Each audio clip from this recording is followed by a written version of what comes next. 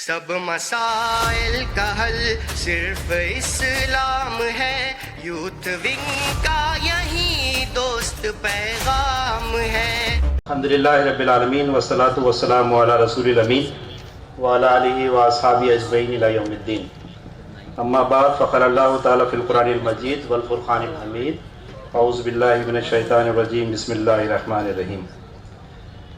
الا ابتغاء وجہ ربہ الاعلی، صدق اللہ مولانا العظیم۔ رب اشرح لی صدری ویسر لی امری واحلل عقدۃ من لسانی یفقہوا قولی۔ محترم امیر جماعت، محترم امیر حلقہ اور دیگر چیف گیسٹ، آج کے اس یوتھ کنونشن میں شریک میرے ہر دل عزیز نوجوان دوستوں، انشاءاللہ میں کوشش کروں گا کہ 12:40 تک اپنی گفتگو کو کمپلیٹ کر لوں، اس لیے کہ ہم چاہیں گے کہ محترم امیر جماعت اس موقع پر نوجوانوں سے خطاب کریں، اور وہ کلیدی خطاب جو ہم سننا چاہ رہے ہیں اس کے لیے جو مناسب وقت طے کیا گیا ہے وہ وقت امیر جماعت کو ضرور ملنا چاہیے۔ الحمدللہ ہم سب لوگ اس بات سے واقف ہیں کہ خدمت خلق یہ ہم سب لوگوں کے لیے کوئی نیا موضوع نہیں، اور نوجوانوں کے لیے تو الحمدللہ یہ ایسا محاذ ہے جس پر نوجوانوں نے بہت بڑھ چڑھ کر حصہ لیا ہے اور بہت مخلصانہ اور بے غرض اپنی خدمات کو پیش کیا ہے۔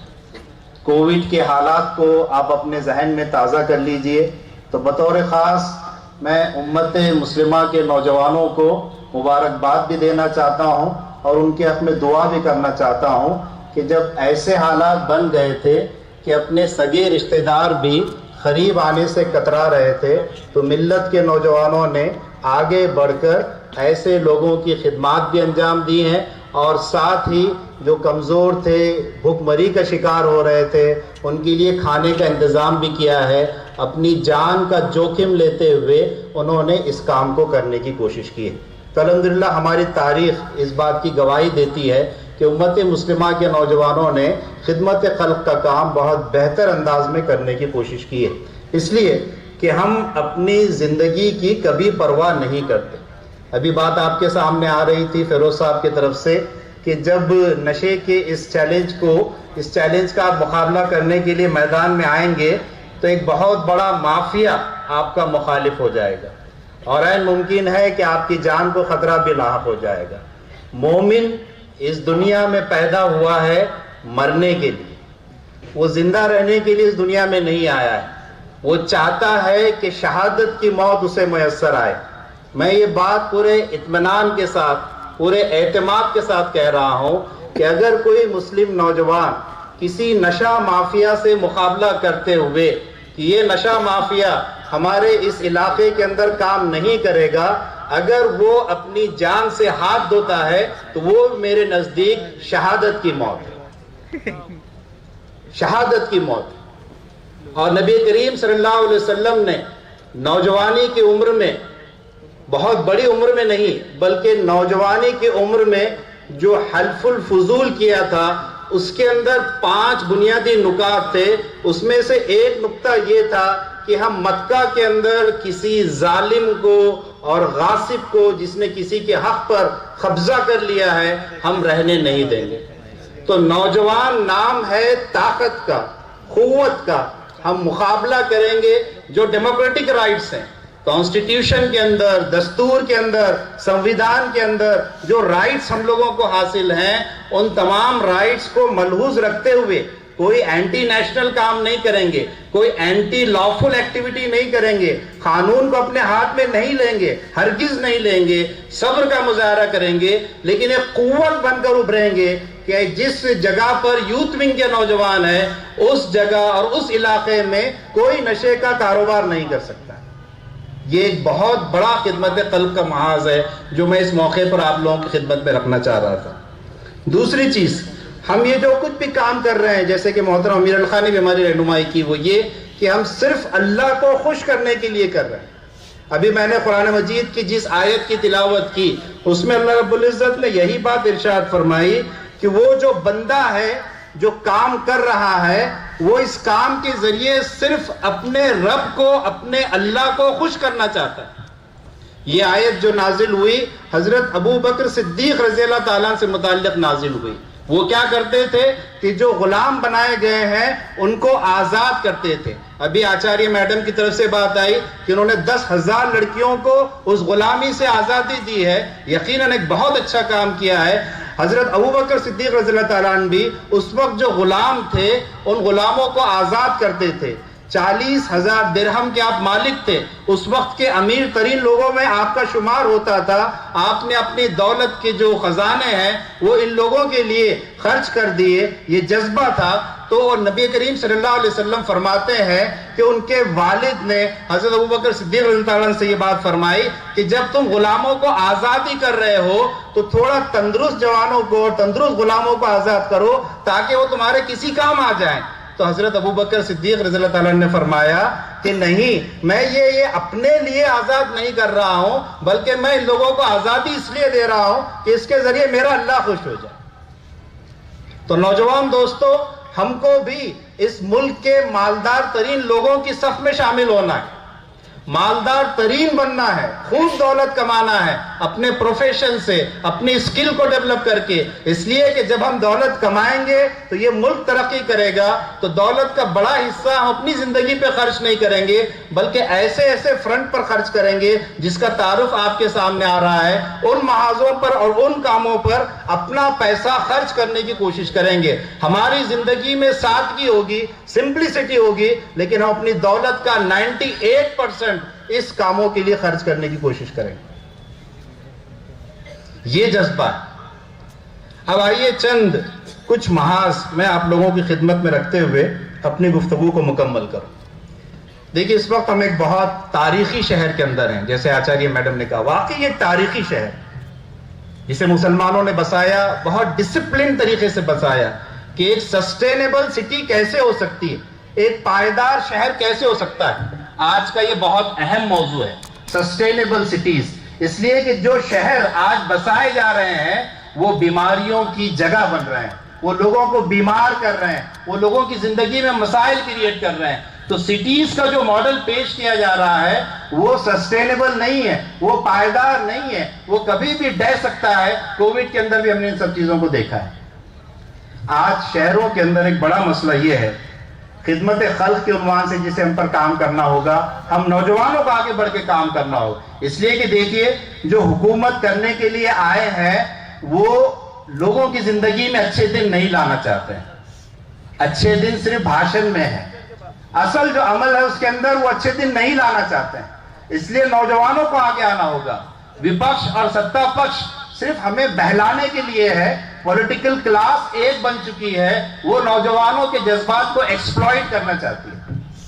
اس لیے ہم کو اس محاذ پر کام کرنا ہوگا۔ بھارت کے نونرمان میں، بھارت کے نونرمان میں، بھارت کے نونرمان میں، تو میں پہلی گزارش جو آپ سے کرنا چاہتا ہوں، پہلا جو ٹاسک آپ کے سامنے رکھنا چاہتا ہوں وہ یہ کہ آج کے شہروں میں آپ بڑے پیمانے پر شجرکاری، پلانٹیشن، پودوں کو لگائیے اور یہاں پر درختوں کی تعداد میں اضافہ کیجیے۔ دنیا بھر میں اس کے لیے بہت سارے تجربے ہو رہے ہیں، نئی نئی ٹیکنیک اختیار کی جا رہی ہیں۔ وقت نہیں ہے کہ میں ان کی تفصیلات کو آپ کے سامنے رکھوں، صرف ایک نام کا تذکرہ کرتے ہوئے اپنی گفتگو کو آگے بڑھاؤں گا۔ میاواکی نام کے ایک شخص ہیں، انہوں نے ایک ماڈل دنیا کے سامنے پیش کیا ہے اربن فارسٹری کا، کہ شہر کے اندر بھی کیسے جنگل بنائے جا سکتے ہیں، گھنے جنگل بنائے جا سکتے ہیں۔ اس ٹیکنیک کو سیکھیے۔ اس ٹیکنیک کے اندر بھی کچھ پازیٹیو اور نیگیٹو چیزیں ہیں، اس سے میں انکار نہیں کرتا ہوں۔ جتنی پازیٹیو چیزیں ہیں، جتنی اچھی چیزیں ہیں، ان کو سیکھیے، سمجھیے، نوجوانوں کے اندر اس کو عام کیجیے، اور جتنے اوپن اسپیس پائے جاتے ہیں ان اوپن اسپیس کو اربن فارسٹ میں، شہروں کے جنگل میں تبدیل کرنے کی کوشش کیجیے۔ یہ انسانوں کے لیے ایک بڑی خدمت ہوگی۔ جو مافیا آج کل اوپن اسپیس پر قبضہ کرنا اپنا پیدائشی حق سمجھتا ہے، کنسٹرکشن مافیا میں اسے کہتا ہوں، اس مافیا کا حصہ مت بنیے۔ اس مافیا کے راستے میں ایک بڑی رکاوٹ بن کر ابھر کر سامنے آئیے، اور شہروں کے اندر جو اوپن اسپیسز ہیں وہاں پر اربن فارسٹ، شہروں کے جنگل بنانے کی کوشش کیجئے تاکہ شہروں کے بہت سارے جو مسائل ہیں اس کو حل کیا جا سکے۔ دوسری چیز جو اس موقع پر میں آپ لوگوں کی خدمت میں رکھنا چاہ رہا ہوں وہ یہ کہ دیکھیے، آپ میں سے بہت سارے لوگ کوئی نہ کوئی ایک ہنر جانتے ہوں گے۔ اس ہنر کو لوگوں کے درمیان عام کرنے کی کوشش کیجیے، ایک دوسرے کو اپنی اسکل، اپنی ٹیکنیک سکھائیے تاکہ وہ اپنے پیروں پر کھڑا ہو جائے۔ یہ آج ملت کی بھی اور نوجوانوں کے لیے بھی ایک بڑی خدمت ہو، اس لیے کہ نوجوانوں کے اندر ایک بڑی تعداد آج بھی بے روزگاری کا شکار ہے، اور حکومت ان کے لیے کتنی سنجیدہ ہے، سیریس ہے ان کی بے روزگاری ختم کرنے کے لیے، ہم سب جانتے ہیں۔ تو آپ جو ہنر جانتے ہیں اس ہنر کو عام کیجئے اور اپنے جیسے دوستوں کو اس لیول پر لائیے جس لیول پر آپ پہنچے ہیں، اور ان کے سامنے یہ ویژن رکھیے کہ اس ہنر کے ذریعے وہ اس ملک کے مالدار ترین شخص بنیں گے، ڈیولپ کریں گے اپنے کچھ آئیڈیاز کو۔ ابھی اسکل ڈیولپمنٹ کے اوپر جو یہاں پر ایک اسٹال ہم نے دیکھنے کا موقع اللہ تعالیٰ نے دیا، تو ایک 18 سال کا نوجوان ہے جس نے اپنے ہنر، اپنے ٹیکنیک سے ایک ایسی افورڈیبل بائک بنائی ہے کہ دل اس کو دیکھنے کے بعد اور زبان سے پھر یہی الفاظ ادا ہوتے ہیں کہ الحمدللہ، ماشاءاللہ، کیا اچھا کام ہمارے اس نوجوان نے کیا ہے۔ تو آپ کے اندر جو ہنر ہے اس ہنر کو عام کیجئے اور لوگوں کو اسے سکھائیے تاکہ ہم اس ملک کو زیادہ ڈیولپ بنا سکیں۔ نوجوانوں کے سمان میں، نوجوانوں کے سمان میں تیسری گزارش جو اس موقع پر میں آپ لوگوں کے سامنے کرنا چاہ رہا ہوں، جو فرنٹ میں آپ کے سامنے رکھ رہا ہوں، جسے ہم اپنی سر کی آنکھوں سے دیکھ رہے ہیں، یہ آج ہمارے اپنے شہروں کا بھی ایک بہت بڑا مسئلہ ہے۔ میں شہروں کا تذکرہ خاص طور پر اس لیے کرنا چاہ رہا ہوں کہ گاؤں کی اکنامی ٹوٹلی کولیپس ہو رہی ہے، نوجوان مائیگریٹ کر کے شہروں میں منتقل ہوتے ہیں جاب کی تلاش میں، کام کی تلاش میں، اور یہی نوجوان اس طرح کے مسائل کو زیادہ بھگت رہے ہیں۔ تو آج شہروں کے اندر ہم دیکھتے ہیں کہ تھوڑی سی زیادہ بارش ہو جاتی ہے تو سیلاب آ جاتا ہے، فلڈ آ جاتا ہے۔ تو اس موقع پر خدمت خلق کے عنوان سے جو کچھ کام کیا جاتا ہے وہ تو کام کیا جانا چاہیے، لیکن اب نوجوانوں کو آگے بڑھ کر ان فلڈز کو، ان سیلاب کو آنے کی جو مختلف وجوہات ہیں ان وجوہات کو معلوم کرنا ہوگا اور ان وجوہات کو دور کرنے کے لیے اپنی خدمات پیش کرنی ہوگی۔ ایک وجہ کا تذکرہ کرتے ہوئے اپنی گفتگو کو آخری 2 منٹ کے اندر کنکلوڈ کر دوں، وہ یہ کہ آج یہ بلڈرز مافیا نے اپنے مفادات کو حاصل کرنے کے لیے شہروں میں بارش کے پانی کو نکلنے کا جو ایک قدرتی نظام تھا، جو ایک توازن تھا، جو ایک بیلنس تھا، اپنی حرص اور اپنی لالچ کے نتیجے میں وہاں پر بھی کنسٹرکشن کر دیا ہے، جس کی وجہ سے شہروں کا یہ پانی جام ہو رہا ہے اور ہم جگہ جگہ پر یہ فلڈنگ سچویشن، سیلاب کی جیسی سچویشن دیکھ رہے ہیں، جس میں بہت سارے لوگوں کو اپنی جان بھی گنوا دینی پڑتی ہے، کاروبار بھی متاثر ہو جاتے ہیں۔ چپلون وغیرہ کے سیلاب کو آپ اپنے ذہن میں تازہ کر لیجئے کہ بڑی تعداد میں چھوٹے کاروبار کرنے والے اس سے افیکٹ ہوئے ہیں۔ تو ہم کو اپنے قدرتی جو راستے ہیں پانی نکلنے کے، اس کو صاف بھی رکھنا ہوگا اور انکروچمنٹ کو روکنے کی پوری کوشش کرنی ہوگی۔ میں بار بار آپ سے یہ کہہ رہا ہوں کہ نوجوانوں کو ایک طاقت بن کر اس مہاراشٹر کے اندر ابھرنا ہے۔ ہم یوتھ ونگ کو ایک طاقت کے طور پر اس مہاراشٹر میں دیکھنا چاہتے ہیں کہ کسی بھی ظالم کو وہ ظلم کرنے سے روکنے والی بنے۔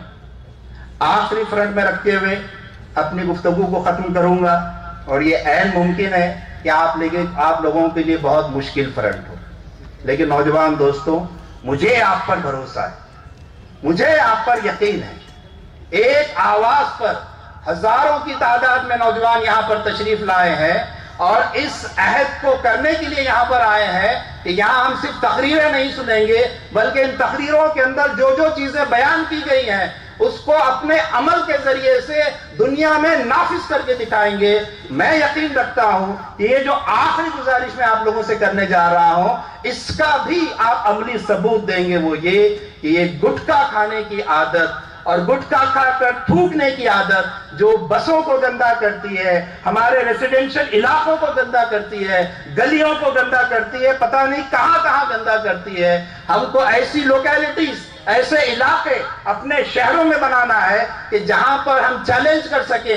جائیے ہماری اس لوکیلٹی کے اندر, آڈٹ کیجئے, آپ کو گٹکے کا کہیں نشان نظر نہیں آئے گا. پاک, اللہ تعالیٰ پاک ہے, پاک لوگوں کو پسند کرتا ہے, اس لیے ہم پاکیزگی کا مظاہرہ کریں گے اور اپنے اپنے محلے, اپنے اپنی دکانیں, اپنے اپنے مارکیٹ گٹکے سے فری اور گٹکے کے تھوک سے فری بنانے کی کوشش کریں گے. یہ انسانوں کے لیے خدمت خلق کا ایک بڑا محاذ ہے جس پر آپ کی خدمات انتظار کر رہی ہے. میں اللہ تعالیٰ سے دعا کرتا ہوں کہ اللہ تعالیٰ آپ کے جذبے کو قائم رکھے, آپ کے ہر لمحہ مدد فرمائے اور آپ کے لیے کام کرنا آسان بنائے. سبحان ربک رب العزت عما یصفون وسلام علی المرسلین والحمد للہ رب العالمین.